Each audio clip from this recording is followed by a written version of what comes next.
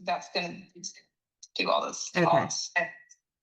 Hey, oh, you have a oh, you have what do you have Texas Children behind you? Medical center. You have to download it. Oh, that's nice. I don't, I'm Oh, wait, hey, what happened there? Oh, Christina's hang on, she turned her video off. Unmute audio with Can you hear me? Oh, is your Can you hear me, audio, Kathy? your microphone off? Oh, okay.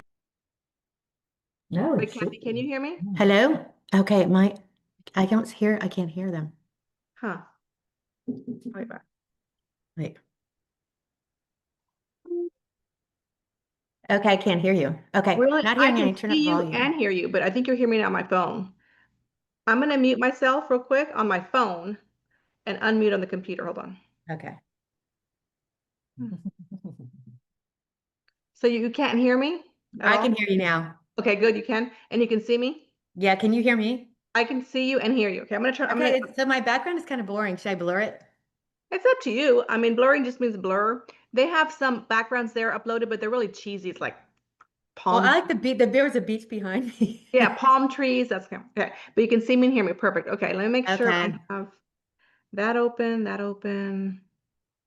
Okay, I think I'm good. And I just need to share my I'm gonna go ahead and put my can I share my PowerPoint? Yeah, do that, and then let me see, what time is it in I India? don't want to screen. That's your India fees course. Okay, no. Can you share mine? No, I don't have. You can only share what's on your desktop. You open your desktop. Okay, mine came up with yours. Mine. Why I would you don't have know. mine? Remember, I emailed mine to yours. Maybe you were looking at it. Let me see. Oh, here's mine. Okay, and I want to share it. Oh, wait, hang on. 7 p.m. over there. It's gonna be 8 p.m. Okay. Okay, I'm Pam. I need to get out of this. Okay, hang on. Okay, now if I do this, Mute myself for a second here. I'm trying to share my, how do I share my screen? Oh, hang on. Never mind. Pam. Oh, that I don't know. Okay, I think Okay, somehow so Kathy, do you see a green button on the bottom that says share with a green arrow, like a green box with an arrow? Yes, yes. Okay, you click on that, and then when you click on that, it should show your desktop, whatever you have open. Okay, got it. And I would open your, and then when you see it, oh, okay, good. It says you started screen sharing already. Do you see it? I don't, there it is. Now I see it. It takes a few Now, seconds. how do I get it back to what? there's a way to do it so they don't see all the side ones. Okay, so close it, stop sharing screen, go to the green thing, put stop sharing. Okay. And then go kind of minimize your zoom and go to your PowerPoint and open it up the way you want it, slideshow, and then reshare with it already in the slideshow. Okay, minimize this. And go into your PowerPoint, open on your desktop already in slideshow mode. Okay, So it looks, hang on. Okay. I'm pretty sure in the way, I think that's the way it And should. then it's view, is it under view? I just go from beginning of slideshow and then maybe reshare and see how it. Get the. Let me see if I can do it on mine. I think it's Hold on, I'm gonna try. I'm gonna fill it with mine. I'm gonna share mine and then see if I can then do. Okay, let's see. Do you see mine on the screen? Not yet, but let me just see. I forgot how to get the video From beginning. slideshow. Is it on the top? Let me see. Now do you see mine, Kathy? I'm Let's see. sharing. Let me go. Go into Zoom. Do you see mine? Hang on. Yes. Okay, do you see mine? Okay, I'm gonna stop sharing. I'm gonna go escape and I'm gonna go to stop sharing. So open up, do what you did last time. Okay. Exactly what we did last time. Open up your, okay. I'm gonna and then top left, it'll see slideshow. Share. top left is slideshow. Okay, where do I get? Oh, Did got you it. share already? Yeah, top left where it says autosave. No, okay. Share your screen. I don't see your screen yet. Oh, okay. You want me to share it again? Yeah, share it. Okay, hang on. I have to go back to Zoom. Because I have it Yeah, open. in Zoom, go to that green thing that says share. Yeah. Little box in the bottom. You muted yourself, but that's okay.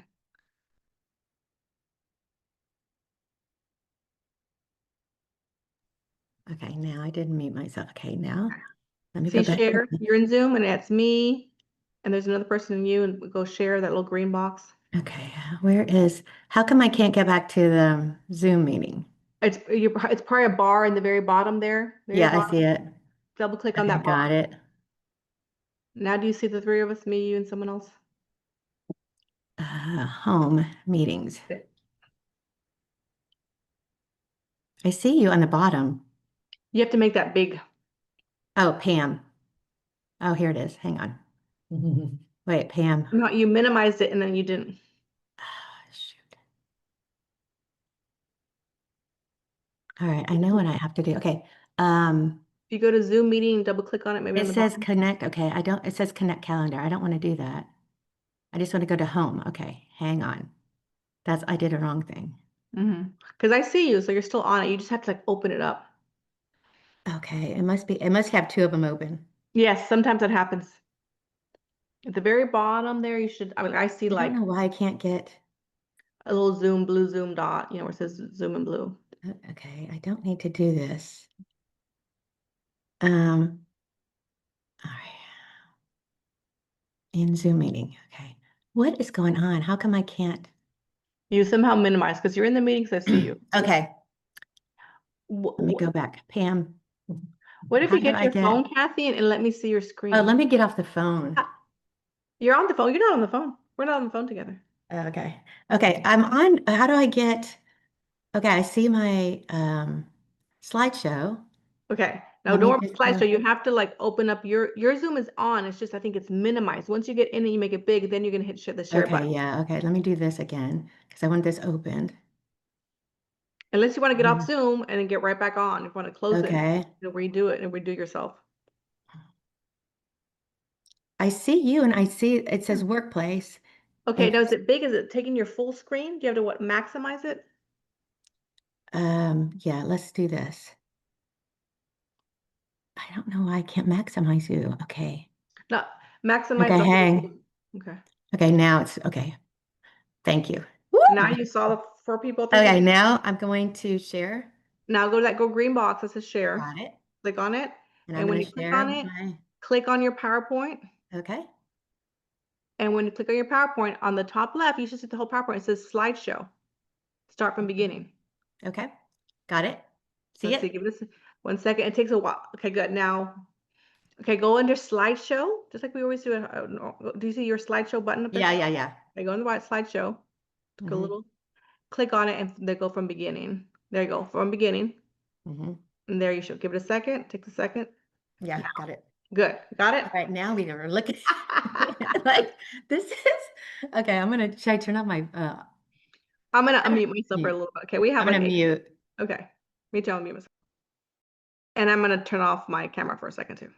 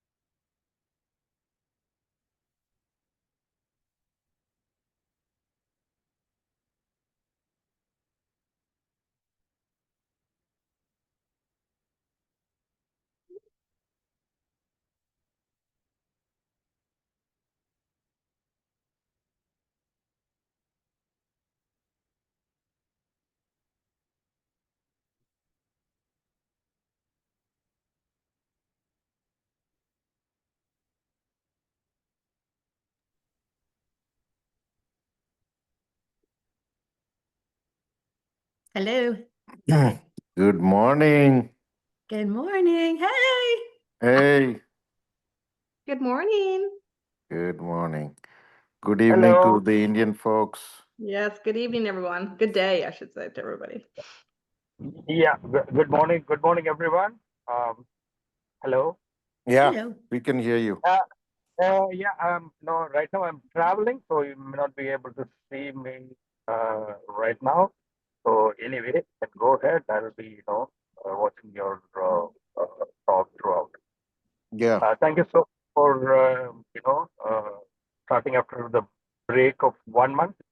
So hopefully it'll be a very enjoyable talk because it's a very important talk of the overall 6 topics because everyone will be interested in how you're dealing with the instrumental evaluation. So it will be very, very useful talk, I guess. So everyone will be very excited to listen to you. You can start and go ahead. Thank you. yeah, it's not at, we still have 1 minute, Thiru, so let's wait for a minute. Yeah, sure. Yeah. Yeah. I have a quick question. The previous talks, did you record those? Yeah. And So yeah, you have a recording link? here. At some point we can, Not for now, not people. now. Once everything is over, Yeah, then yeah. maybe Yeah, I'll do. just put the whole thing together so that if Yeah, people want to go yeah, back and listen. yeah, sure. We'll do that. Otherwise, our things, Deepak, All good, all good. all good. Yeah, we'll be coming to Bangalore in Yeah, September. yeah, it's going to be a very big, huge meeting. Mm-hmm. So they're all excited to see people again. Mm-hmm. So are you going to spend some more time here in India? No, Apart from this the meeting? time, no, I just have 4 or 5 days extra to spend with family. Oh, Okay. family, right. Oh, right. So, is there any chance that you're traveling down south or something? No, I'll just be in Bangalore this time. I'm going for 1 day to Bangalore, but I'm going to just stay in Bangalore. Mhm. Okay. Anyone else joining? I'm not sure. People will join. So maybe you can start. Okay, let's get started then. Thank you, Yeah. Kathy and Christina. Thank you for joining and looking forward to your talk. Okay, we're going to start. Okay, so last couple sessions, we've gone over how important the clinical swallow evaluation is to assessment. And so now today is just really focused on the 2 instrumental evaluations that we do of swallowing. And they are the video fluoroscopic swallow study and the fees. I'm going to cover the swallow study, and then my my partner in crime, is going to present on fees. Okay, so as we said, we did the clinical swallow, and then the instrumental options are the fees and the swallow study.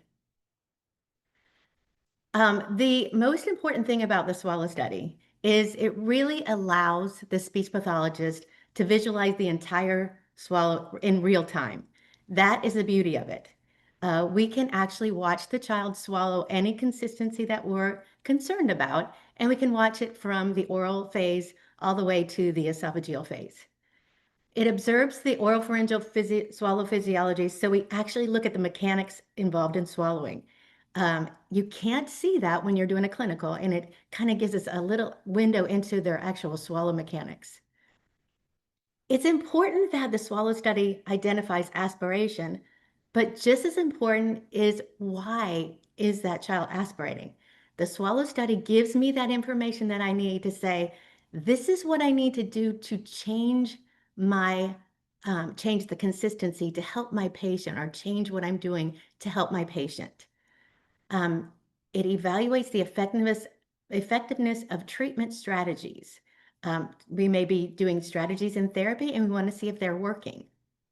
And it guides us in decisions about feeding methods, rehabilitation strategies, and potential interventions.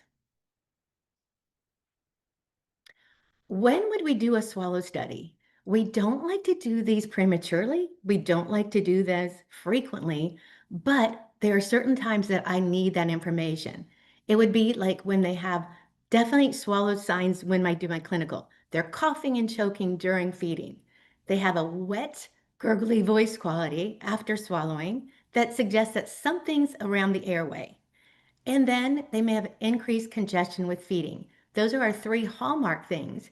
There may be other reasons, but that's a good reason to do a swallow study. The patient may have frequent respiratory infections or pneumonia. And we don't exactly know why they're getting so many pneumonias, but it seems like it may coincide with swallowing. Does it impact their health? And then we do a swallow study. We're a part of an aerodigestive team and a swallowing disorders team. And so we may do it for differential diagnosis for the medical team. They want to see if the congestion is caused by possibly some part of swallowing dysfunction. And the last would be neurological conditions. And we know of many that affect the swallowing. And many of these neurologic conditions are progressive. If they are progressive, or a genetic condition or a neurologic condition that's progressive, we want to minimize their swallowing dysfunction and maximize their health. So those are some of the indications that we would use. When is a swallow study? What are some contraindications for doing a swallow study? Keep in mind, it's a great study to look at things, but it does have its own problems. It has radiation. So we don't want to do these swallow studies without real clear indication of why we're doing it. For example, if the child is medically, the patient is not stable, I don't want to bring that child down and try to do a swallow study on a child that is not maintaining their baseline vitals. They have reduced alertness or level of consciousness. And we've had that too, where the parents will want to bring a patient in that may be maybe a traumatic brain injury, and that does not meet the criteria that I need for safe feeding. Would I feed them anyway? Does this information from the swallow study give me any reason to feed them? If their reduced alertness and level of consciousness is low, I'm not going to feed them anyway, so it's not an appropriate time to do it. The next is limited practice or opportunities for oral feeding. The swallow study should never be the first study or attempt at swallowing. It's not fair to the patient, and it doesn't give us good information.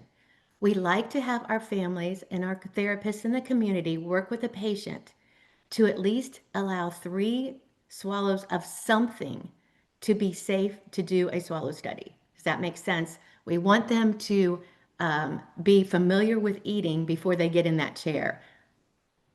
And then this is a big one. We get some referrals from out in the community, and they're from premature infants or in the hospital that they're not even term. And even if they're term, do we want to do a swallow study at term? Think about it. We'd rather do a clinical, really see if they really need it, because there's a lot of changes in those first couple weeks of a newborn. So don't do it too early. Another contraindication of history of refusal. So we get these referrals too that the child won't eat.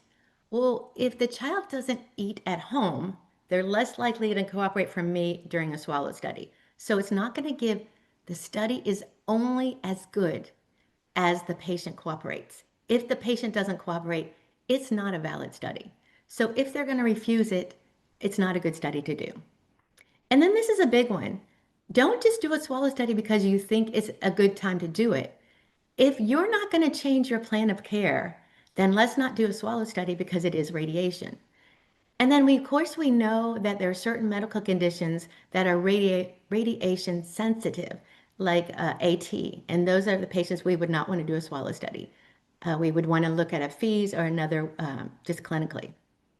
Okay, so I think the big takeaway that I want to stress is that this is a great study, but speech pathologists and radiologists really work hard. And I'm trying to tell you things that I've seen throughout the country that concern me.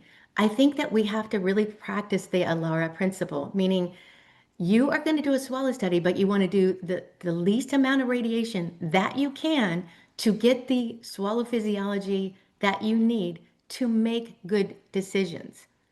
I have seen speech pathologists in other places that will try 10 different consistencies in a swallow study. And that doesn't make sense. If you think about it, you just need a couple of different consistencies. For example, a liquid, a puree, a solid, to look at the mechanics and the swallow physiology. You don't have to test every food that the child has problems with if they're within the same context of consistency. So be smart about your radiation dose. Be smart about the time that you do the swallow study. The pulse rate that we use at the hospital is continuous fluoro, and that's 30 pulses per second. We have tried in other hospitals, they've tried to do it 15. And what happens is we did just a study looking at it. And what it shows you is that you miss a lot of the information when you go that slow of a pulse rate. So even though we go to 30 pulse rate for ours and it's continuous fluoro, we do less radiation overall time because we get what we need in the amount of time that we can do. So basically try to do, if you can, talk to your hospital and try to get 30 pulses per second. It will give you the most accurate, and you won't miss laryngeal penetration. You'll be able to accurately discern aspiration and penetration during the study. Okay. And this is just guidelines for the new speech pathologists doing swallow studies. Think about your patient as if it was your own child. Keep the radiation to be a minimal. Do 2 to 3 minutes at most for kids, and for babies, do up to 90 seconds. It's important if you are going overtime, if you are going overtime for, I'm sorry, I just had a question. It's important that we make sure that we only go 90 seconds in our swallow study for babies, because we can get all the information we need. We can turn fluoro on, turn fluoro off during the swallow study, and make sure that we're not missing, we're letting them fatigue, we're using our fluoro time judiciously. And older kids, we can go 2 to 3 minutes. Okay, it's important to problem solve to reduce radiation. If my therapist is going 5 minutes for a swallow study, I know that they haven't taken the time to really think about what they need to get done and how to do it. It's important to problem solve before the swallow study too, so that you have the right bottles that you want out, the right cups that you want, and you're ready to go. Some basics in performing the swallow study is we use a variety of liquids and foods are presented. The child is either in a seated position if for the older kids, and in a sideline position on a wedge for the children, for the babies, sorry. We use the different consistencies, including thin liquids, and then we may use purees, and we may use solids. All the liquids and foods contain barium. Barium is used, we use Berry Bar at our hospital. The viscosity levels include thin liquid, nectar, thin honey, and pudding. And this kind of coincides with our ITSE, our International Dysphagia Diet Standardization Initiative, so that when I make my recommendations saying the child needs nectar consistency, that goes to a mildly thick consistency in ETSI. Okay, so let's look at the swallow study. When we look at the swallow study, there's really 2 phases that we're looking at, and it's the oral phase and the pharyngeal phase.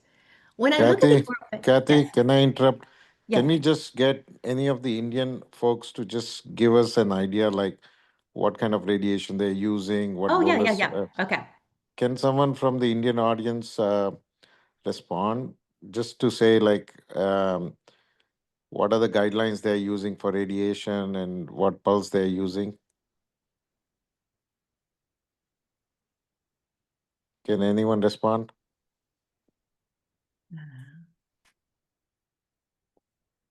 Hello? Maybe they're, let's see. Christina, did you have something? No. Dr. Deep, Yeah, Thiru. Uh, yeah, I think that they don't follow any fixed kind of standardized protocol over here. So Okay. maybe, after getting the clue from this talk, maybe we Mm-hmm. can ask the people to follow the whatever recommendations being given. Yeah. So I think these things are important, and a lot of these work has happened over the years, because that's why I'm bringing this up, is because a lot of these work, because there was a lot of discrepancies around US as well. A lot of places were doing different things. So work has gone on into standardizing this so that we have a standard way of using how much radiation needs to be used so that we minimize it, but also how we are assessing it, we are standardizing it. So, what Kathy is saying just now, all this is very important for someone who is going to start doing swallow studies. So, keep these points in mind. And the next part is also very important because it again helps in standardizing how you're looking at a swallow study. One Thanks, thing Kathy. one thing I want to add, Deepak. Hi, everybody. I'm Christina Rapazzo. I'm another speech pathologist. I'll be taking the second half of the presentation, but just, we're thinking international here and globally. And so sometimes, making one change at a time, and I would assume that most of all the equipment across is pretty similar. So changing frame rate would probably be the easiest thing to do in terms of one step at a time. Barium products may vary across internationally, because my understanding is that Bar is a specific type for Bracco, and they may not sell Bar everywhere. So Kathy mentioned specifically Bar. That's pretty standardized here in the US. But as long as we are testing within your unit at least consistently, so that when you retest, you can kind of make some comparisons.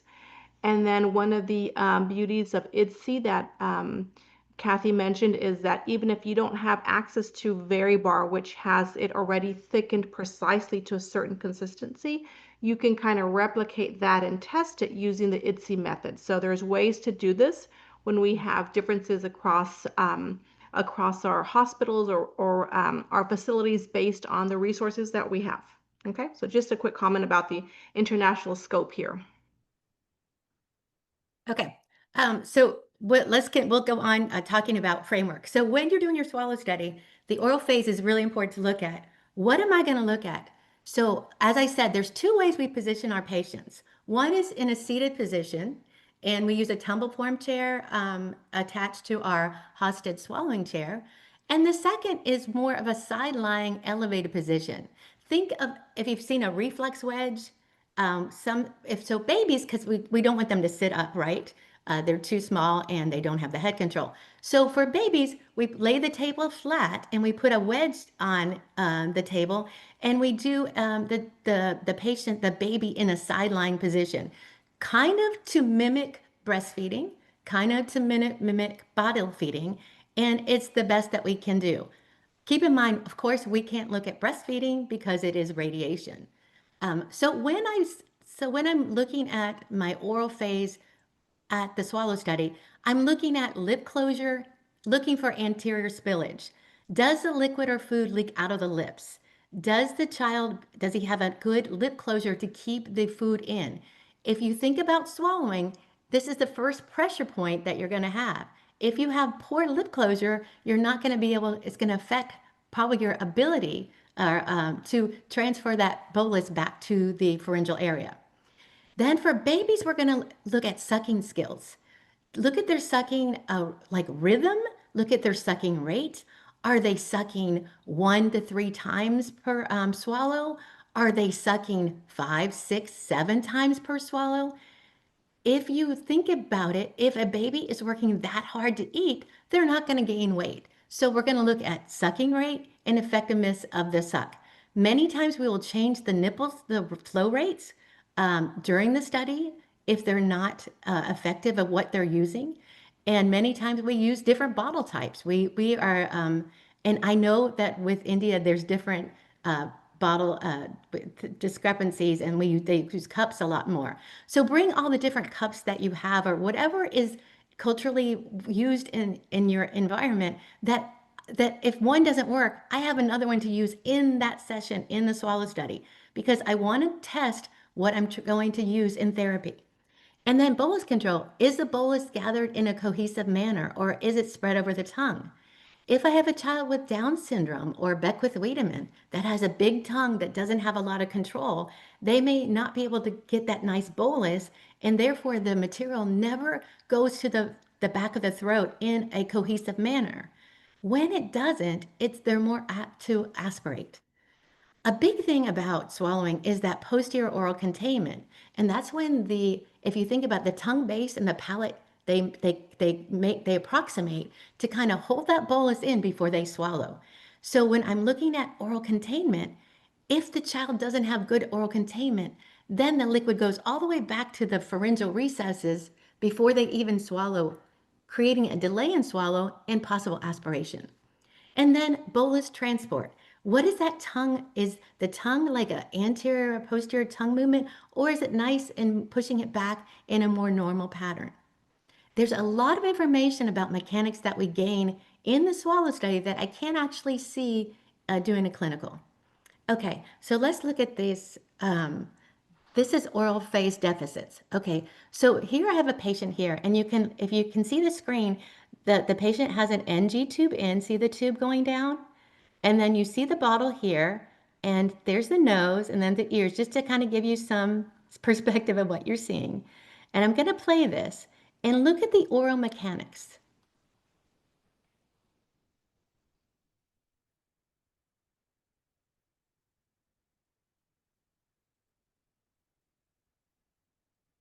Okay, I'm going to play, I'm going to stop, and I'm just going to describe what I'm seeing. So when I'm looking at this, if Christina and I were looking at the swallow study, we would say the lip seal the latch is not good, right? That it doesn't have, that patient doesn't have a good latch. There's reduced tongue cupping. You see that the tongue is more posterior placed, and it's a weak suck. It's not an effective suck. And so this child, we switched out the nipple to find a better nipple for that baby.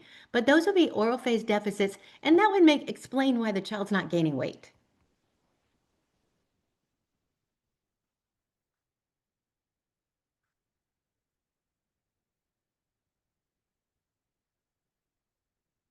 Okay. And so the pharyngeal phase, when I look at the pharyngeal phase, I'm looking at where does that swallow, where does it occur? Is it in a timely, quick, efficient swallow, or does the contrast go to the back of the throat into the piriform sinus?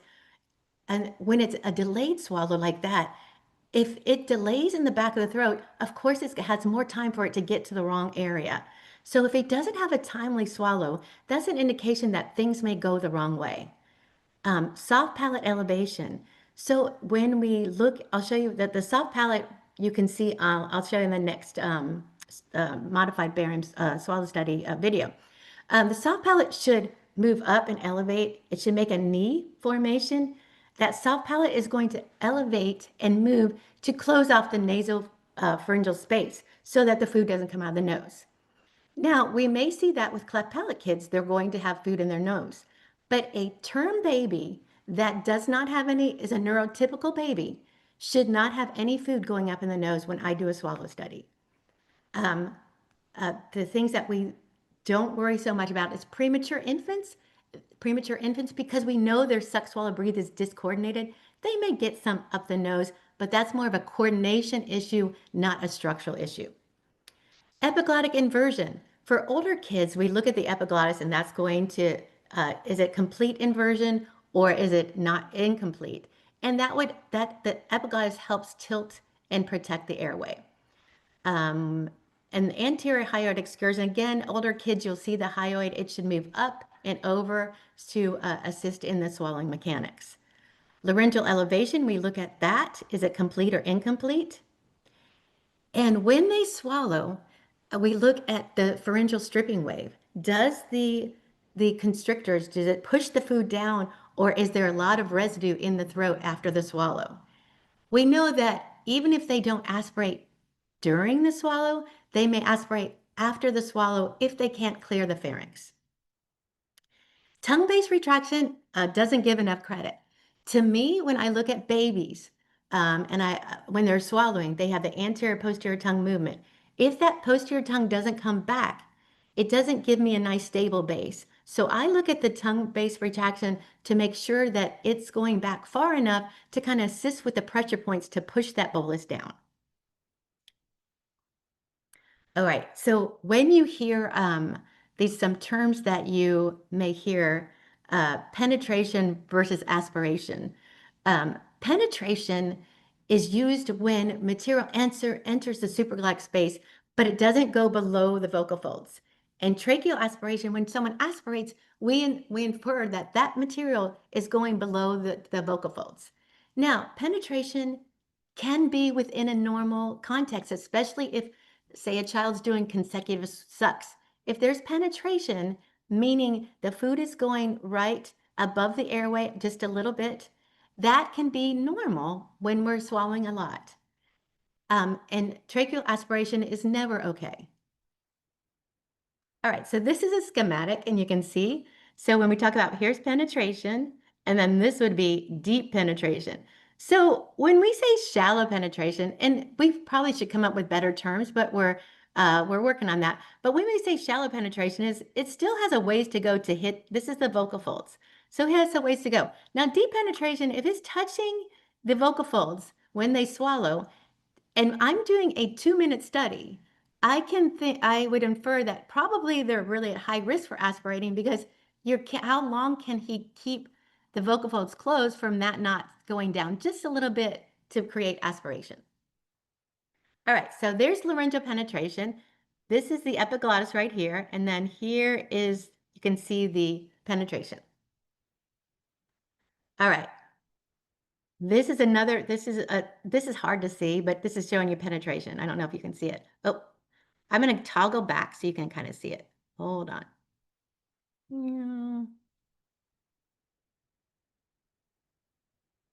Right there. Do you guys see that? Okay, so that's penetration. And here is the airway right here, guys. So I don't see anything in the airway, but I do see penetration. Okay. All right. Is penetration normal or not? Deep penetration is defined as liquid or foods that contacts the superior surface of the true vocal folds, but does not go beneath the true vocal folds. That's the definition, right? We talk about deep. And then deep penetration as defined by contrast that enters the lower 1/3 of the laryngeal vestibule associated with subsequent tracheal aspiration on video fluoroscopic studies. So there have been studies that say, hey, if he's got deep penetration on frequent deep penetration, he's more apt to aspirate than one that has shallow penetration. All right, so when I do a swallow study, this is the exciting part that I like. I'm looking at aspiration, but I'm looking at the entire swallow and seeing, okay, are they aspirating before the swallow, during the swallow, or after the swallow? That tells me some kind of indication of what I need to do to help my child. All right, so aspiration before the swallow is when they have limited bolus control or containment. The bolus is going back, it's not well formed, it's falling back, and the liquid falls back before they're really ready to swallow. It gets in the airway and it goes past the vocal folds before they even swallow. It may be because they have reduced tongue and soft palate approximation. That's that posterior oral containment that we talked about. It may be because they have a delayed swallow initiation. The liquid is sitting in the piriform sinus or too long. It spills over into the airway before they even trigger that true swallow initiation. All right, so let's look at that. This is aspiration before the swallow. Okay, do you see that? That's a pretty good amount of aspiration. So what happened with this guy is he's swallowing, delay, and then aspiration. And what you can even tell, even without any audio on, is he didn't cough. So that much went in the airway without a cough. Okay, then aspiration during the swallow. So that happens when there's decreased laryngeal closure. That's vocal fold paralysis, paresis, glottal gap. We do see this with our kids that have maybe a PDA ligation or maybe left vocal fold paralysis. And it could be poor timing of laryngeal closure. this next video is the aspiration during the swallow. Right there. Oops, sorry. I kind of messed that one up. Let's try it again. So I don't know if you're able to see that. We'll kind of go back just a little bit. And right there. The swallow is being initiated, but you already see some contrast in the airway. All right.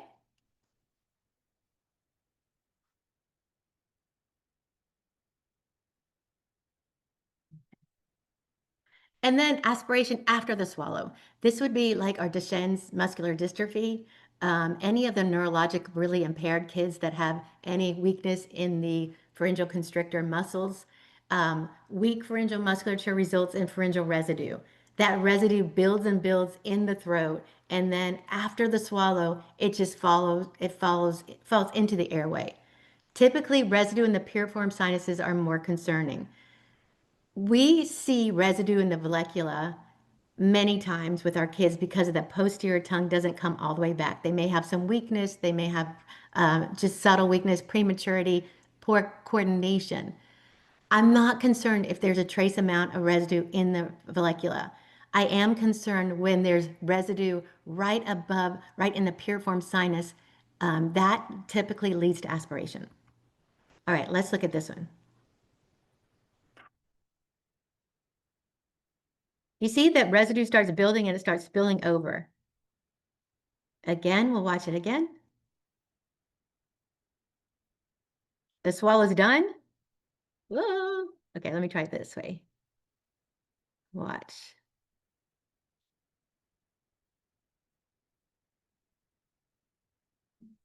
Right there. So this residue this is a vallecula right here. Okay, this is for just anatomy. Here's the palate, right? Here's the tongue. Here's the vallecula, and here's a piriform sinus. This residue right here fell into the airway after the study. After the swallow, sorry. Okay. And again, I don't see a cough. All right. So basically, oh, good. I finished in a good time. I wanted to leave Christina some time. So the video fluoroscopic swallow study, in summary, what I love about it is that it's a very, very important tool in the assessment of infants and children with swallowing disorders. It's one tool. It's not the only tool. It is a great complementary exam to both the clinical swallow and the fees. We may do a swallow study to get a really good foundation. We kind of like to do this. We get a good foundation. We can see that all the phases of swallowing with our swallow study. But say after a month, they need to be rechecked. Maybe they're getting better. Maybe they're getting worse. Then I would recommend a FEES because then we can do it without the radiation effect. It provides critical information regarding swallow physiology and swallow protection, and it absolutely guides me into devising a comprehensive therapy plan to help my patient. Okay, so that's for swallowing, and now we're going to talk about, I'm going to send it over to Christina to talk about fees. Perfect. Great, Kathy. If you can stop Okay. screen sharing. Yep. There we go. Okay. I'm going to try and find Before that. Christina starts, I have some question for Kathy. Kathy, Yes. typically when you set up a baby for a swallow study, tell us like how is the baby sitting? What are the different things you can do with positions? And also Okay. your typical setup of, I know it's based on the patient and what the needs are, but typically how do you set it all up so that you're very efficient during the swallow study? Yes, I think that's so important. Okay, so if I'm doing a baby and they're less than like 4 months, 3 months, and they're not sitting, most of our babies are done on a wedge, and it looks like a reflex wedge. It's a triangle. And they lay on their side. We do this to give them stability for their swallow. I typically have the parents bring in whatever bottle they're using. And again, what you would do, you would have the family bring in whatever they're using, but then what changes after you did your clinical, did you want to try in the swallow study? So I have all kinds of different nipples. I have all kinds of different bottles to assist in my choices. I have the thin barium ready Then I also have it thickened to a slightly thick uh, on ITSY. If we would look up ITSY, and we can, I don't know if we covered that, but we probably should put some handouts on it. So we do a slightly thick and then a mildly thick liquid. So I have all the liquids ready for me to test and all my bottles ready. So when I do the positioning, it would be on their side. I would have the mother stay at the bedside, and that she would actually assist in feeding, and the doctor would be using the fluoroscope, and I would be watching the monitor saying, okay, let's try this thin. And if they aspirate on that, I typically try to, if they're going too fast, I slow it down by using a slower nipple. Always try to change your nipple rate before I change the consistency. I don't like to change consistencies. We don't like to thicken. No one likes thickened liquids. So we try to find any vessel, could be any vessel that we find, that slows the rate. Okay, so now for my kids that are sitting up, we use tumble form chairs, and you can look those up online. And we attach them to a hosted swallowing chair, which is designed to fit in for the swallow. And what I do with that is we can position them. We use towels if they have poor head control. We have neck rolls. We try to get them in the best position possible, because unfortunately the wheelchairs won't fit into our swallow suites. So we cannot fit them in that small column. So we have to use a swallow chair and tumble form. So then again, bring the consistencies in the cups that they're using. But if we have straws that slow them down. So I have ways to slow them down in the therapy without thickening. So try everything you can with positioning and with chin. We do chin tuck. A lot of times kids will aspirate on an open cup because their head is too far back. But if I give them a straw and they do a natural chin tuck, that prevents them. That may be all I need to get him from to stop aspirating. So those are kind of some of the things. Christine, do you want to add anything? No, I think you hit all of them. Okay. Feeding vessels, yeah. Basically, categories are positions, feeding vessels, and consistencies. Those are your three main Yeah. categories, and you try to manipulate based on those. And Kathy's comment about consistencies, we try to keep it the most natural as possible. So that's the last kind of category we try to manipulate, but we go there if we have to. But positioning and that kind of the vessel, what you're using, what they're using, whether it be a bottle or a cup or a straw, what they're using, which vessel would be the best match for them. So if you think of those three main categories as your framework, that'd be a good place to start. Good. Yeah. Thanks, Kathy. And You're welcome. Kathy and Christina are the rocks of speech pathology for whole of US, definitely for whole of Texas. So they did a lot of work setting up and standardizing stuff at Texas Children's Hospital, but that's been used at a lot of places now. So Mhm. thanks for contributing. And you guys who are listening, if you don't ask questions, you'll miss out on a lot of stuff. So don't hesitate to ask questions, because you know your setup or you know your difficulties. You should be asking questions. Otherwise, you'll miss the opportunity of finding. And there is a two-way learning as well. We might learn something from you. So you should feel free to ask questions or contribute to the discussion, please. Absolutely. Thank you, Dr. Mehta, for your kind words. And to all the participants, thank you for having me today. For the program organizers, thank you for inviting me. I'm very excited to be here.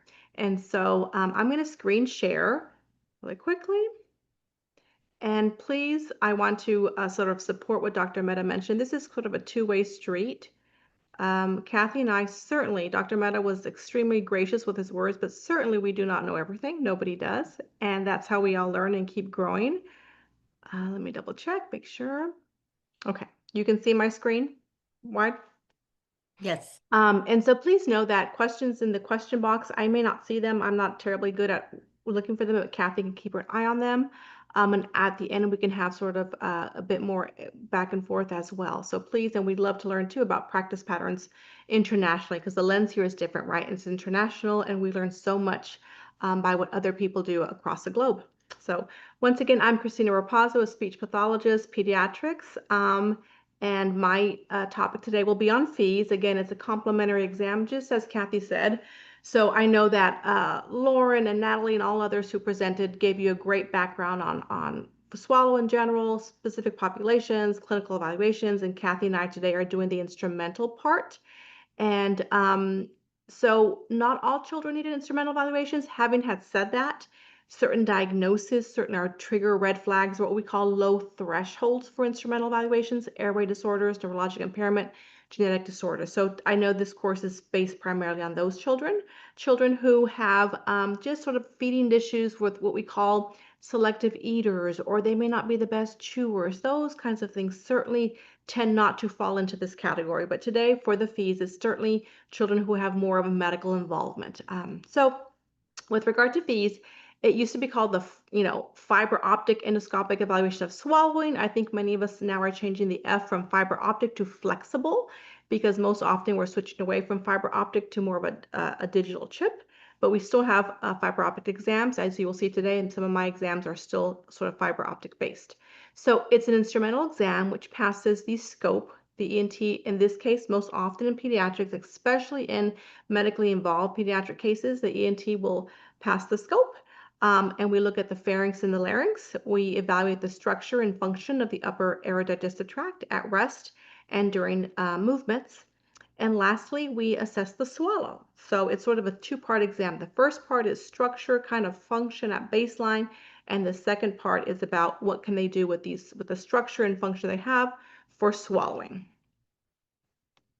I'm going to try and move my images here so I can see it. Okie dokie. So just a real quick few slides on the historical development of it. In the 1960s, that's when the ENT world came up. They were able to do some flexible scopes. And then after that, in the 1980s, there was lots more commercial availability of scopes. And then in the late mid 1980s, there's a speech pathologist and an ENT. I believe Olson is an ENT who first sort of developed this thing called fees, and it was developed on adults, as so many things are in the swallow and the medical world. And then slowly it's been adapted to pediatrics. So the first article came out in 1988, and Susan Langmore is sort of credited with that. She's a speech pathologist, and they came up with the acronym of fees. And then about 10 or so years later, like everything, it takes some time for the pediatric world to sort of start to research this and see if it's applicable to pediatrics. 1990s, Cincinnati Children's, they're kind of known for pioneering the pediatric arm of the exam. Dr. Paul Wilging and SLP Claire Miller were the ones who kind of really started to research it, make sure first it was safe to be done in pediatrics, and B, does it have some kind of value or role? So they've been doing this for a very long time. Their first publication was in the 90s, and to first determine its safety and then its efficiency and functionality within the population of pediatrics. And there's a great, if you want to read a great summary article kind of on their experience for the past 25 years, this is a great article to read. It tells you, how they established safety and what they've learned throughout these years. Okay, so fees, what can it assess? So it's great at assessing just sort of the laryngeal area, some basic anatomy, movement of the structures. So I know that the ENTs often look for all, vocal fold mobility. They look for their laryngeal malasias. It's great at looking at secretion management. Again, how do they manage their secretions? Most of the infants will cry, or children will cry at sometimes some sort of discomfort when it's scoped, but then we get to see, okay, if they're crying, can they swallow those secretions? How do they manage those?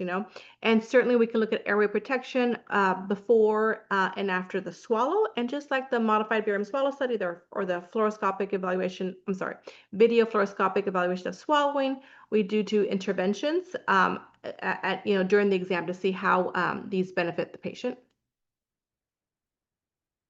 And then specifically, we look at secretion management. We can look at the onset of the timeliness of the swallow. Just like Kathy said, does a bolus reach the vallecula or the piriform sinuses? Where does the bolus go? How deep into the pharynx does the bolus go before the child triggers a swallow?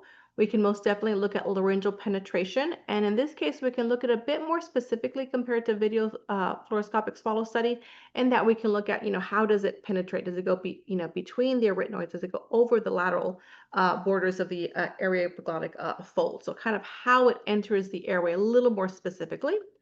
And then we can witness aspiration. So, as Kathy said, aspiration, timing of aspiration is very important. So aspiration, we tend to classify aspiration into 3 buckets: before, during, or after the swallow, just like Kathy said. And feeds is really great at finding it or identifying it before the swallow and after the swallow. There is a little bit less visibility during the swallow, and you'll see why, because we have the white out, okay? But if we see anything in the airway after the swallow, we can kind of infer that it was aspirated during the swallow. And fees is really, really good at pharyngeal residue. So I think it actually is, there's some data to show that for pharyngeal residue standpoint, it's a little bit more precise in identifying exactly where the residue is and kind of volume. So great at pharyngeal residue assessment, great at secretion management assessment. And here is a quick sort of bullet points, and I believe this comes from the Wilking article, and it's great to look at exactly what it is. So there's 3 sort of areas. The first part is anatomy and physiology, and this is something that the ENTs look very closely at.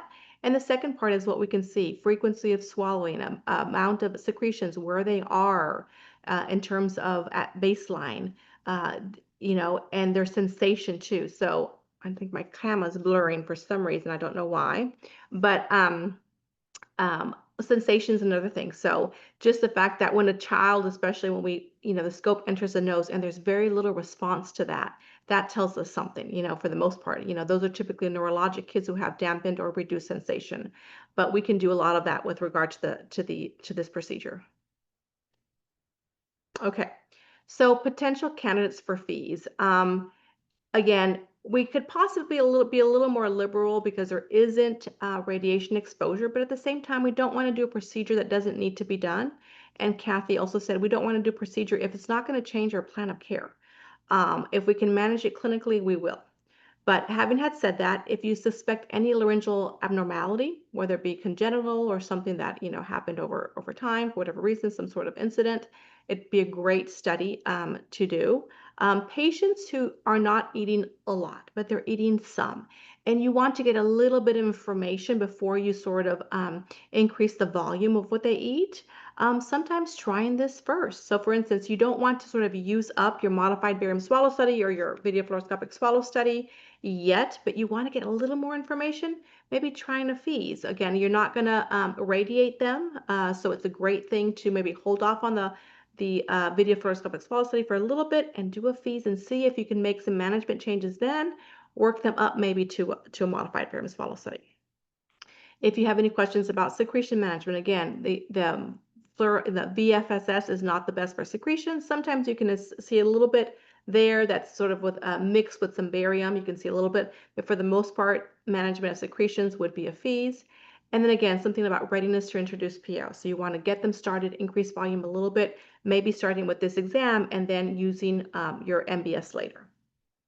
Surgical patients, I know we did this a lot in the past, so preoperative assessment, again, great way to get a cursory evaluation of their swallow, especially if you think if the surgery potentially could impact any of the structures that we need for swallow and airway protection. We want to get a baseline. Many of these children, especially for any kind of airway disorder, they're going to be scoped anyway. So that's why the speech pathologist works with the ENT side by side. If they're going to scope anyway, and they're going to, possibly have a supraglottoplasty or any kind of airway reconstruction surgery, we want to get a bit of a baseline while we're there, just so that we can sort of be ready for any potential changes or any possible risks. Sometimes many of these children already have some swallowing challenges, borderline, if possibly at baseline. And so we want to sort of document that and know that it's not just a post-operative situation. Maybe there was something there already at baseline. And also if there's something there at baseline, they may have some short-term post-operative challenges increase, based on their baseline swallow. If a child or individual is not able to leave, if they're inpatient and they can't leave the room for whatever reason, this is a portable exam, so it's very nice. In the NICU, it's something that's done. A lot of the neonatologists don't like their babies leaving, so it's something that can be done in the NICU. And then also for interval exams, again, back to radiation and limiting radiation exposure. So you could do your modified barium swallow study, and maybe you could do a fees in between before repeating a modified barium swallow study. And I'm sorry, I'm using MBS, modified barium swallow study, and VFSS interchangeably. There's different names for them, so please just know that. And then, of course, breastfeeding. So we can't, test breastfeeding during a VFSS, but breastfeeding fees can be completed. So here are the similarities and differences. Again, the good thing about fees too, there isn't necessarily a time limit on fees. Again, for a VFSS, we're much more cautious with how frequently we do them and the length of the exam. For fees, you can go longer. That's the beauty of the fees, right? It's portable. You can view secretions. You get clear view of the structures, especially for surgical decision making. One of the drawbacks and one of the big drawbacks is that not all patients will calm with this after the scope is placed. You try, you can do some sucrose if it's a baby, pacifier, you can soothe them, you can let them see if this happens, but they won't all. So that's something you might, just plan for. They don't all do it. And so you may not be able to get an exam, or you may not be able to get the length of the exam that you wanted to, or you may not be able to try certain things. Having had said that, that happens during a video fluoroscopic swallow study too. Sometimes you go in there with all very prepared and the child doesn't cooperate, So, but I think there's a higher rate of that with the fees. And then one, in terms of airway protection, one of the big sort of drawbacks is the whiteout or the point of swallow. So, you can see them aspirate if their airway is open and the liquid goes in, you can see them aspirate before the swallow. And you can see that after they swallow, if residue falls into the airway, you can clearly see it after the swallow. But during that whiteout, you are missing that moment. So the clinician and the team needs to be very aware that there is a moment there that you can miss. So you can miss aspiration because many times after the after they finish swallow and the camera goes to look, you may not see any residuals of the aspiration in there. So there's a potential there. So just know that. That's one of the important things that a trained clinician should know. They're kind of gauge what information they can obtain and what information they're not able to. Okay. Oh, and one back here, one of the pros is that we don't need barium, right? So we don't need barium for fees, and that's something that from an international standpoint works out beautifully, right? But whatever consistencies you do, just be systematic about it, right? So thin liquid, which would be, breast milk or straightforward formula. And then Kathy brought up IDSI, and so IDSI is the International Dysphagia Diet Standardization Initiative. And again, the great thing about that is the word international. So in the past, in the US, we used the NDD, the National Dysphagia Diet. That's where the terms nectar and honey became kind of ingrained in our sort of verbiage. And now we're switched over to slightly thick, mildly thick, moderately thick liquids. And those are all defined in IDSI, IDDSI. If you just sort of Google that, you'll see the definition of what that means. It's translated in almost every language. And there is a great video on how to achieve those consistencies. And you as an individual, depending on where you are and where you live, can use different things to thicken. Now, I know in the US, we tend to use like oatmeal, or we have some baby oatmeal cereal, right? Or we have some commercially available thickeners. An older child, we might use puree fruits to thicken. So if they're drinking apple juice, we might add apple sauce to it and make it thicker. So there's different ways to thicken across the world. But the great thing is that if you learn IDSI and learn how to thicken based on their definitions, everyone can be using the same sort of viscosity and verbiage or terminology to share that. So it's a great tool to use. I think it's been extremely helpful to have that. But yeah, that's a great thing is that for fees, you can use, whatever it is. You don't need to have barium. Anything else I wanted to talk about here? Okay, I think that's enough. Okay, so for fees, again, just like for the difference with fees is that you don't really get much of an oral phase. You will get some information on sucking, but you don't get the oral phase that you do for the VFSS. So not much oral phase. You can complete a clinical swallow exam before for the test. Most often, a child with the fees, you've seen them before, or you've done clinical. So you don't usually jump into the fees or jump into the VFSS. So you can make comments about the oral phase before or after this exam. You do get information about the pharyngeal phase, right? So you get information about VP closure, so the palate coming up, you get information about that. Many times, if there is poor or weak palatal elevation, your scope gets stained. So that's a sort of consequence of that palate not going up. The ENT or the speech pathologist, whoever does the scope, can pull back, and if the child is older, can have them produce certain phonemes, sounds, to see if they can bring their palate up too. You get great information about laryngeal function, secretion management. You get great information about pharyngeal trigger, or how far into the pharynx or deep into the pharynx does the bolus reach before the swallow is initiated, and then airway protection, like laryngeal penetration, tracheal aspiration before or after the swallow. And it's great for pharyngeal residue, exactly where it is and kind of the volume and what happens to it. And again, you can infer sensation from that.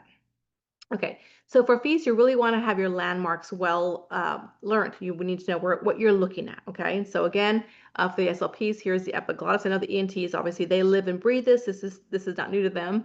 Your two vocal folds, your trachea is right here, and then piriform sinuses, vallecula, and in the fees world, sometimes we'll refer to the lateral channel. Okay, here is a real world view of it. Again, epiglottis, piriform sinus, post-cricoid region, arytenoids, anterior commissure, AE folds. Here's your vallecula, and then your lateral channels are here. I'm not sure if you can see my cursor or not. Lateral channels are here. So this is our view for a FEES. Very different from the lateral view of the modified barium swallow study. Okay, and so how do we classify penetration? So as Kathy showed you on the video fluoroscopic swallow study or modified barium swallow study, it looked like a little black sort of hook that goes in. That's penetration. So on a FEES, it's very different. There's something called the laryngeal rim that we talk about in FEES. So this is the rim. I kind of had a red line and I put it over here. Not super perfect, but this is kind of where it is. And so if liquid or food touches or contacts the laryngeal rim and tries to go a little over like this, like tilting towards the airway, we call that penetration. And this definition is very much borrowed or developed by Susan Langmore, the SLP who developed the exam early on. So we want to see if liquid or food reaches the laryngeal rim. Okay, here I have also some red markings for the laryngeal rim for what we call penetration. Again, if food or liquid hits the laryngeal rim or goes inward, that's penetration. So if food were to be kind of right here, it would be penetration. Now the yellow here is the airway, the true vocal fold. So if it goes beneath that or inferior to that, into that area, that would be tracheal aspiration on FEES. So I wanted to show some videos. Everything is really fast on a FEES and you have to slow-mo it. So we would do the exams and we would definitely go back to our desk and slow-mo the exam later to get some really precise information. I'm going to talk as this runs. She is a young adult. She is a student. And so this is an exam of a normal FEES. So we would often teach classes and students would volunteer to get scoped. And we're doing it a little slowly because the ENT who's doing this is also talking and instructing the students who are watching this. But you see some beautiful structures here. We're having her phonate, produce different phonemes. We're having her do different kind of exercises of the pharynx to see the function of her structures. And you see no secretions. Everything's very clear. We're going to take a deep dive in there. Look, that's a swallow, that dry swallow. Beautiful piriform sinuses, vocal fold mobility. She's phonating there. So great normal FEES for an adolescent or a young adult. I believe she's around 19 or so.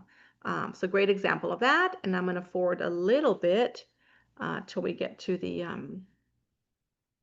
food. One thing you'll notice is that on a normal FEES, you're going to see nothing. And I know that sounds odd, but if they swallow quickly, you will not see the liquid or food reach the piriform sinuses or the vallecula or anything. So you'll see nothing. Then you'll see the whiteout, and after the whiteout, you'll see nothing because they have good pharyngeal pressure and there's no pharyngeal residue. So seeing nothing, by nothing I mean you don't see the liquid or food, is actually a good thing. And I'm trying to forward it to where we give her food, but her swallow so fast that we may see nothing because, again, it's a normal swallow.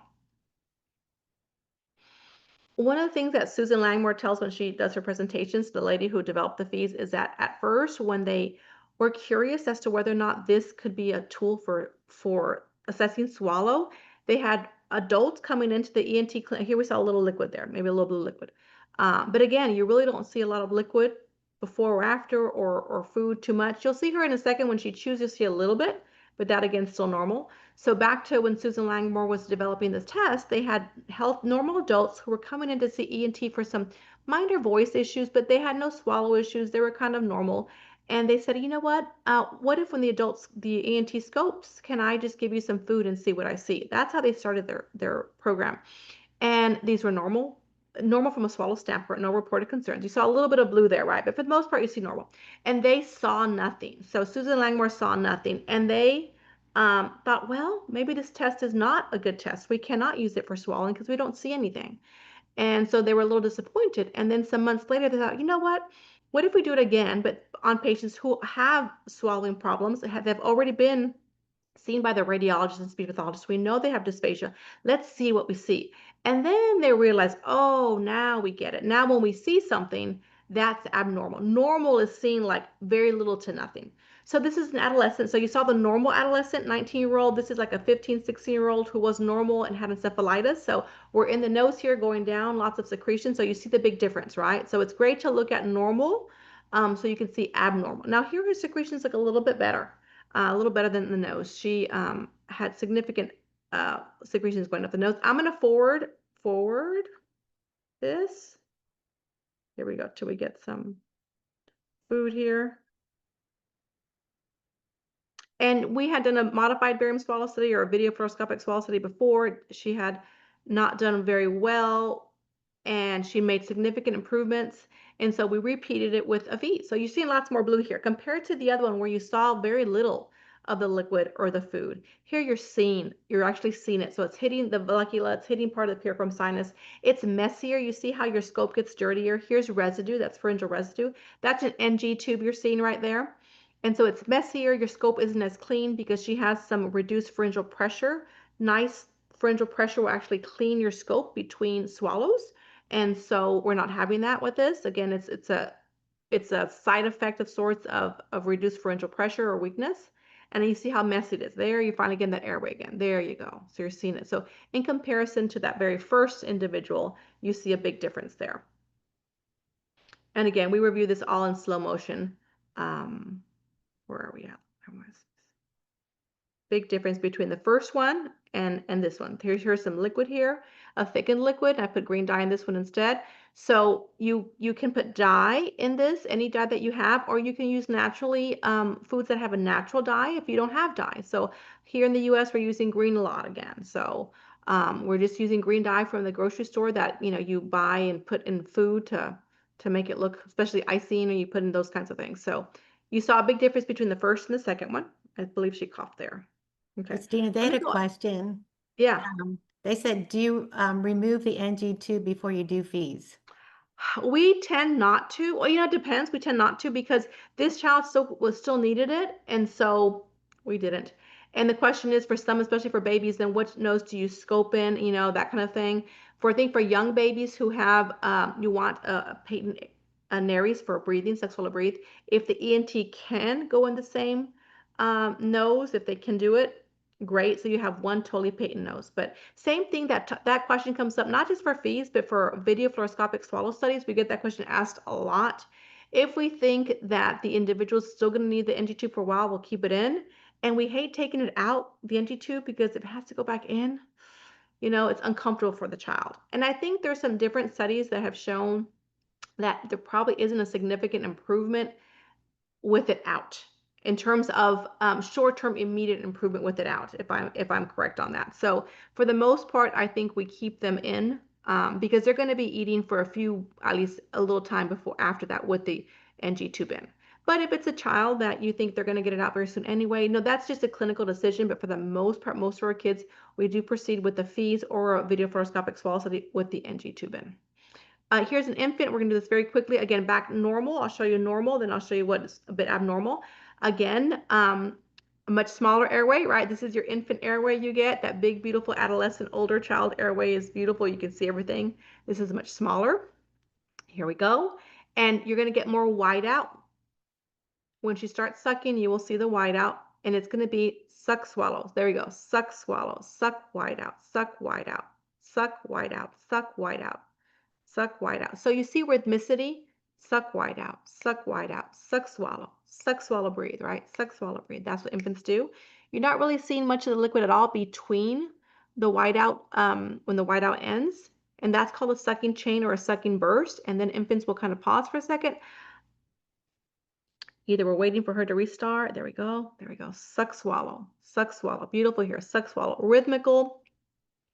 You don't ever see the liquid at the vallecula, so you know that her airway has been closed before the liquid even gets near the airway. So you're presuming or assuming a safe swallow. After the wide out, you don't see residue. So beautiful, normal infant, normal baby here. Okay. And I'm going to show you one more baby.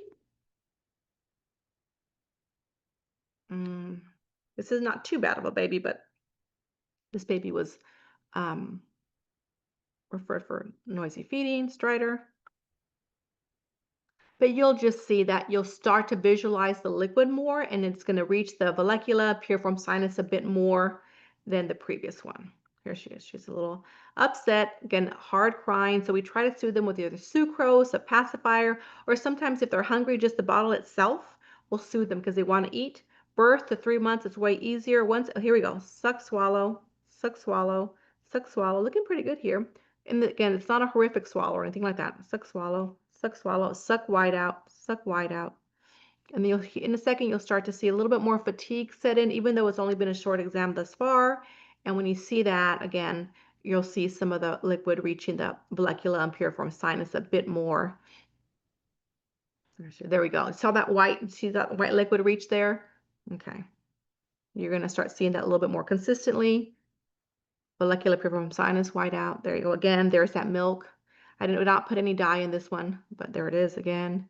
If it's really, really white, you can see it. If it's a very thin breast milk, it might be a little hard to see because there's so much more water in breast milk. Again, she's crying. We got some secretions on the scope. This is normal to see that. She's going to hopefully dry swallow and clear that scope. So within the fees, you get episodes of good visualization and episodes of reduced visualization for momentarily. I think we're stopping here. We're either changing the nipple or changing the viscosity. We're doing as quickly as we can to try to put that bottle back in. There we go. And then she'll start, there we go. You see the liquid again a bit more. So just some subtle differences between that very first one where you never saw the liquid and this one where you're seeing it more consistently. And she does not have pharyngeal residue. It's just a little bit more, the liquid is reaching the piriform sinuses and that postcricoid region prior to the swallow somewhat consistently. Okay, so I have Christina, one. let me add a few things here. Sure. So one of the things when you're doing a fees, when you pass the scope, one of the questions what happens with the NG tube, which you answered, try and go along the NG tube if possible because the sensation is already less there, so it's easier to pass that way. The other important thing is, so when I do a fees with you guys, for me there is a mental idea of what all I'm going to look at. So you're looking at the anatomy as you pass along, then you're looking at the functionality of the larynx, even before you start feeding. Then there are some clues you get ahead.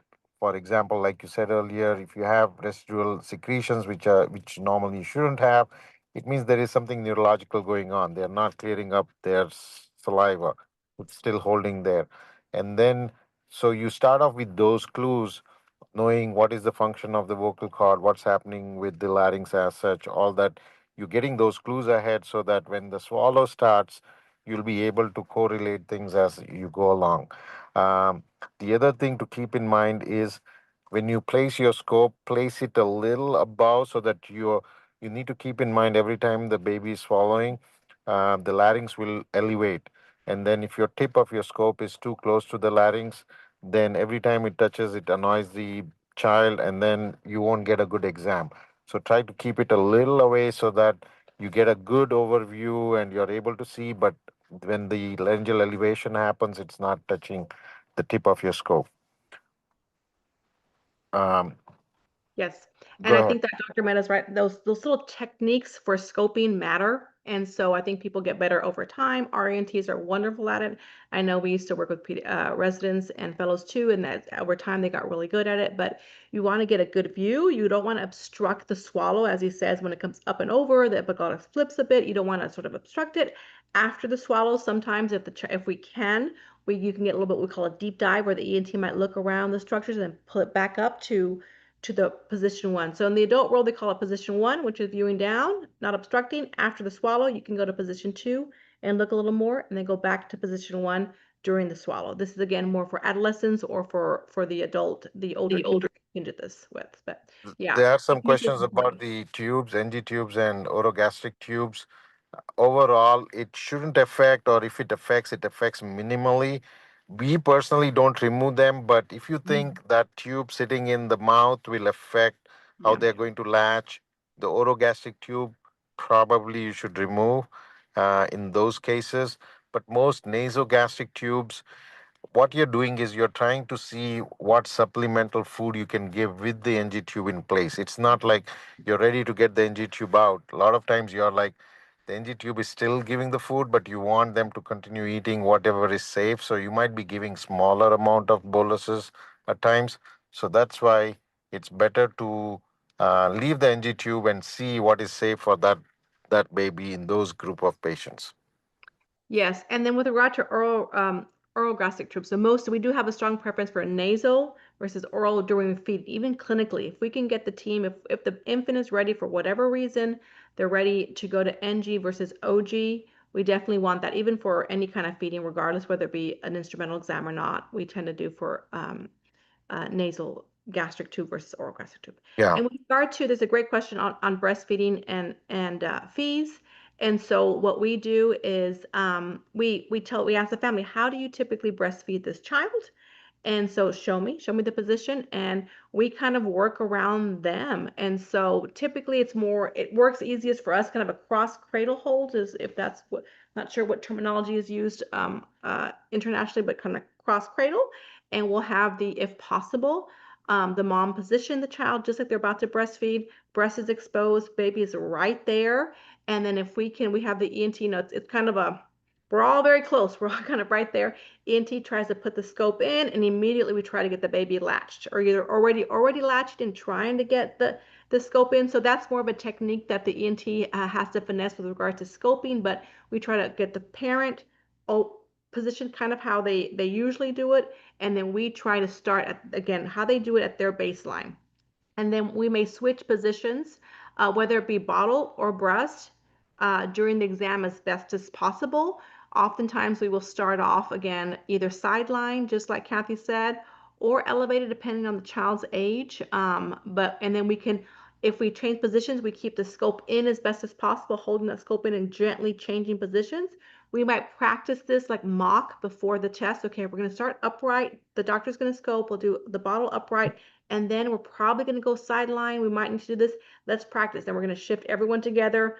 The child is on the parent's lap. There is a speech pathologist, there's the ENT, and there's a nurse or someone, and it kind of goes down, down, down. We're changing positions all together so that we don't have to rescope the infant.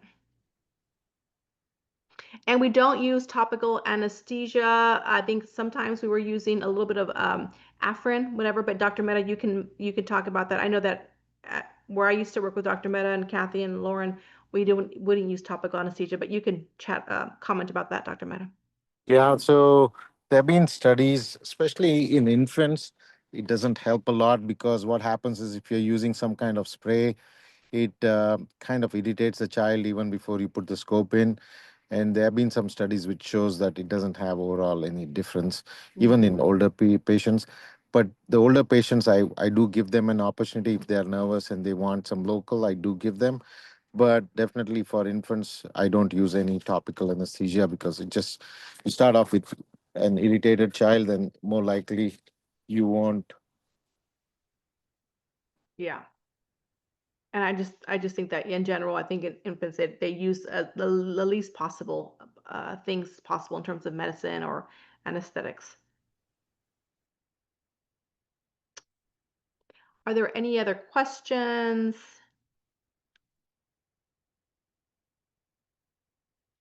Not sure if Dr. Mehta, are you still there, Dr. Mehta? Yeah. overall thoughts?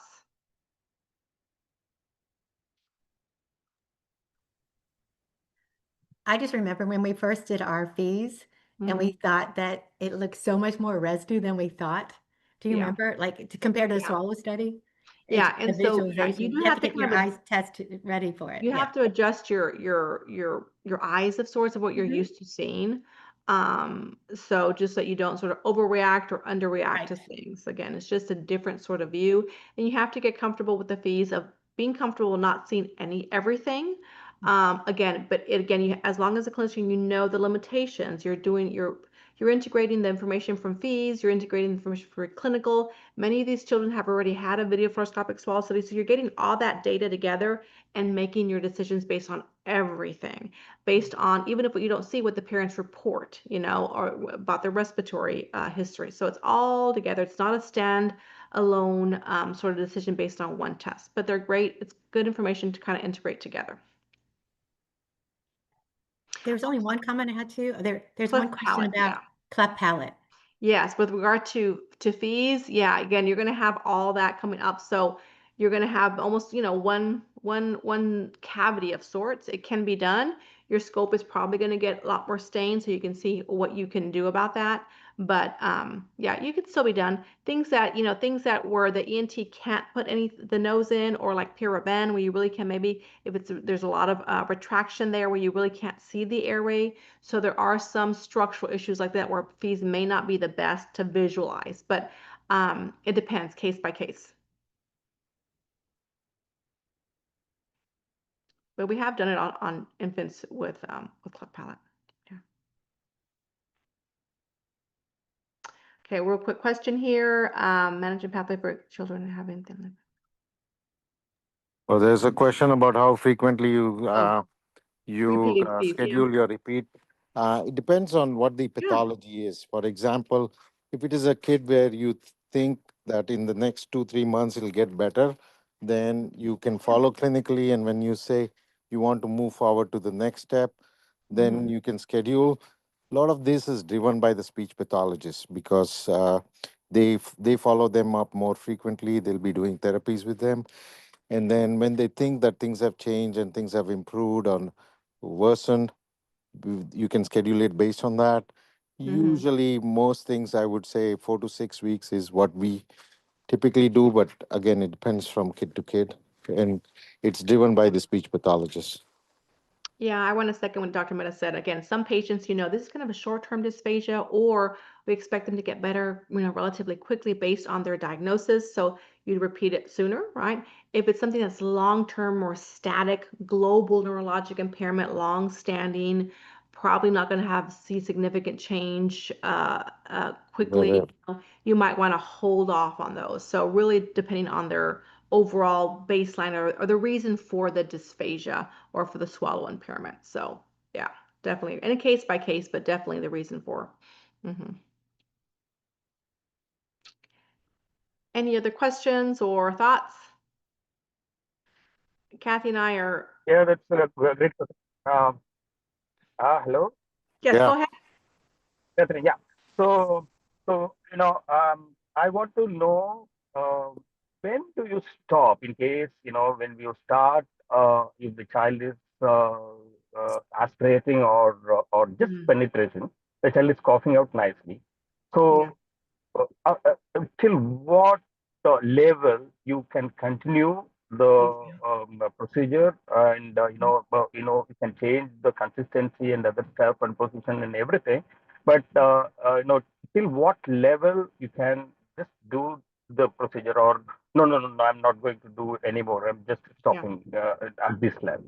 So that is one. Another thing is, like in VFSS, you said we are going to do only for 1 to 2 minutes. And is there anything like that for fees? Sometimes you won't get the desirable, finding or whatever you want to see for a little longer time. So, is there any, point in time that no, I'm not going to do anymore. I'm stopping it at this level. Yeah. So, is there anything of that kind you practice? Those For are the great swallow- questions. Those are great questions. I think the first question is, in terms of safety, when do you stop the exam where you feel that now this is unsafe to continue in terms of aspiration? And the second part of the exam, test, I believe, is when do you stop in terms of timing? Is there a hard stop, or, should you go on a little bit more, even if you've hit that 2 to 3 minute mark, because you're going to get the information you need? So the first question, which I believe is, when do you stop with regard to safety and airway protection aspiration? So if you have a child who is an individual child who is, grossly aspirating, and they are kind of even marginal currently in their health, and you feel that providing more consistencies isn't going to be of value, then I would stop, even if I hadn't completed everything that I wanted to initially. Okay, so here's an example. I do an exam and I test the liquids, and they're aspirating, before the swallow, because it's so runny and fast, and their swallow so delayed that it goes in before the swallow. And actually there's weakness there too, and they have a little residue, and they aspirate after the swallow, right? So in my mind, I'm thinking, oh, if I go thicker, it might be slower, slow it down, so it might stop the aspiration before the swallow. But if they also have residue on thin liquid, they're probably going to have residue on thick liquid, and they might even still aspirate after the swallow. So I may try one more consistency like that again. Okay, and if I see the same pattern, that no matter what consistency I try, I'm seeing the same physiological deficits, and therefore the same airway invasion or aspiration, and it's not just a little trace aspiration, it's kind of quite a bit of an amount.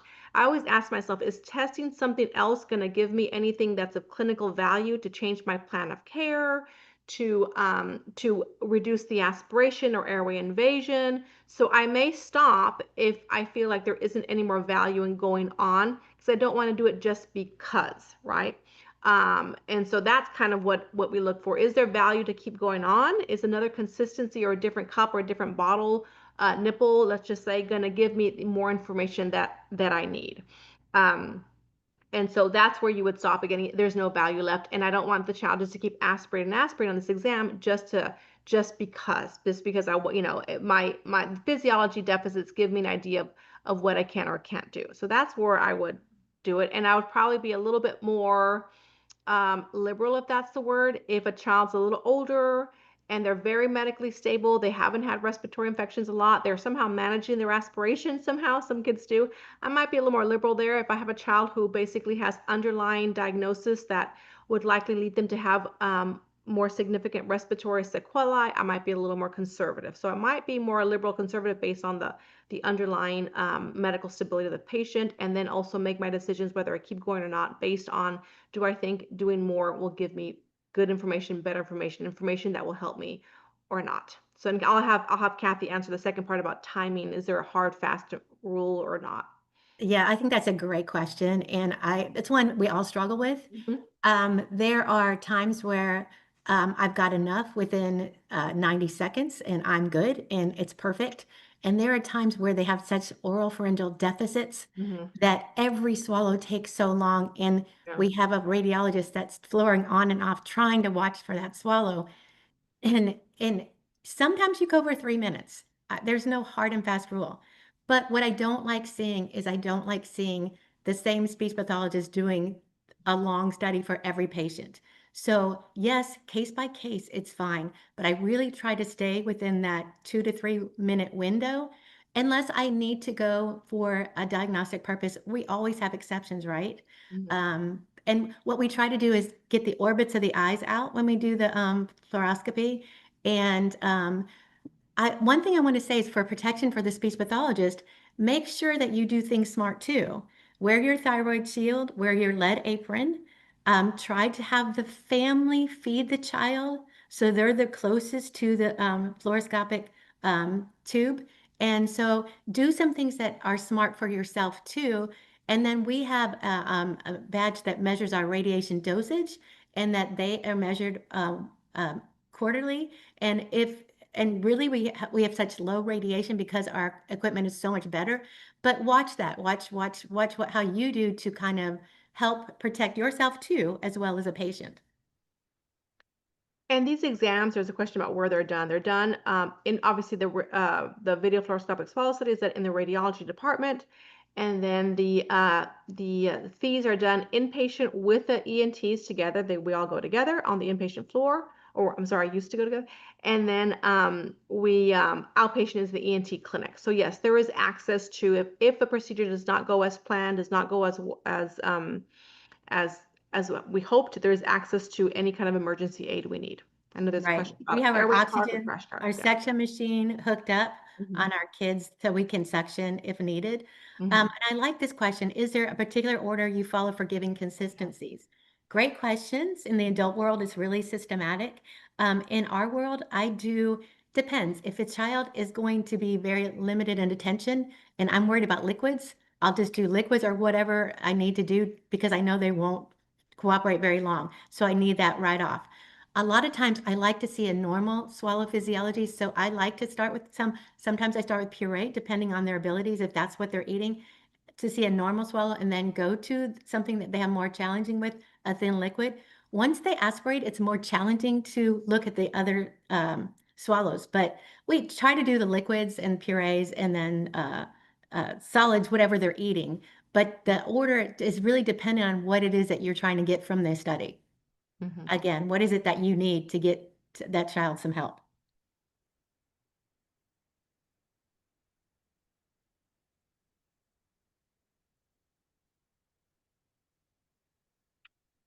Okay. Yeah, and another practical problem what we face is when the child is crying. Sometimes the child will cry non-stop, right? So, how do you pacify the child, or when do you think like, no, no, it's not possible to do, for this child, I'm stopping it, or you will keep on crying when the child is crying as well. Yeah, and that's most applicable to fees. I think the video fluoroscopic swallow said a little gentler on the kid, but they still cry and um, so you try your best, especially with these babies. You can give them sucrose, you can give them a pacifier. The older kids, again, you try your best as well. I mean, we just sit there, we try, we kind of pat them, soothe them. Um, we ask the parent, is there anything you can do? Is there anything you can think of that we can do to soothe your child? If after several minutes it's just not happening, we may abandon the part of the fees, and at least the ENT got some information about the larynx that they wanted to anyway. Again, for our fees, we need cooperation. We want that. That's what we want. We want to see them a little more typical. So again, not that very, very common for them not to settle. And again, and sometimes I'll tell a parent, is a baby easy to soothe baby, or is it a baby that's a little harder to soothe? If it's a baby that's harder to soothe at baseline, they're going to be a lot harder with a scope in their nose. If it's a baby who is hard to feed just by themselves, just no feeds, nothing, just hard to feed, mom has to work for them to get latch the bottle, it takes a while, they're probably not going to do as well also on the fees. They're not going to calm down. So don't be surprised. You just try your best. I don't have a magic recipe to get them to soothe. But for infants, again, if we can try the sucrose a few minutes before with the pacifier, again, just like they do in the NICU for any kind of procedure, that's a good place to start.